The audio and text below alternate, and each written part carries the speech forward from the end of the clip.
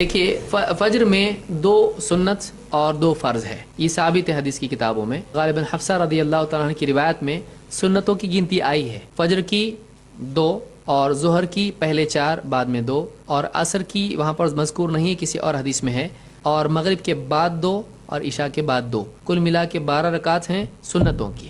تو اس کے بارے میں فضیلت یہ کہ یہ جو 12 رکعت پڑھتا ہے اس کو اللہ تعالیٰ جنت میں گھر عطا فرمائے گا، یہ سنتیں ہیں۔ پھر فرض نمازیں پوری امت کا اجماع ہے، اور حدیثوں میں بھی یہ عدد آیا ہے کہ اللہ کے نبی صلی اللہ علیہ وسلم فجر میں 2 پڑھتے تھے، اسی لیے آپ نے فرمایا آج صبح کی نماز تو 2 ہی رکعت ہے، تو معلوم ہوا کہ اس سے 2 رکعتیں ہیں۔ ظہر میں 4 رکعتیں آپ پڑھتے تھے، عصر میں 4، مغرب میں 3، اور اسی طرح سے عشاء میں آپ 4 پڑھتے تھے۔ جابر رضی اللہ عنہ کی روایت ہے کہ ہم ظہر اور عصر میں پہلی 2 رکعتوں میں سورہ فاتحہ اور سورہ پڑھتے تھے امام کے پیچھے، بعد کی 2 رکعتوں میں صرف سورہ فاتحہ۔ معلوم ظہر عصر کتنی ہے؟ 4 رکعت ہے۔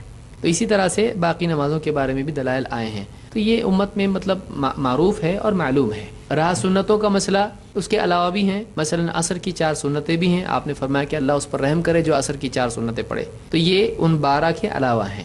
اسی طرح سے مغرب سے پہلے بھی صحابہ 2 رکعت پڑھا کرتے تھے، یہ مستحب ہے، فوراً اذان کے بعد فوراً پڑھتے تھے، یہ لازم نہیں ہے اور اتنی موقع بھی نہیں ہے، لیکن کوئی پڑھ لے تو کوئی منع بھی نہیں ہے۔ اسی طرح سے ظہر کے بعد میں آپ نے فرمایا کہ ظہر کے پہلے 4 اور ظہر کے بعد 4، یہ بھی تذکرہ حدیث میں آیا ہے، تو 2 سنت ہے اور 2 اس کے علاوہ ہے جس کو مستحب کہا جا سکتا ہے، حدیث میں اس کا تذکرہ آیا ہے، ظہر کے بعد 4۔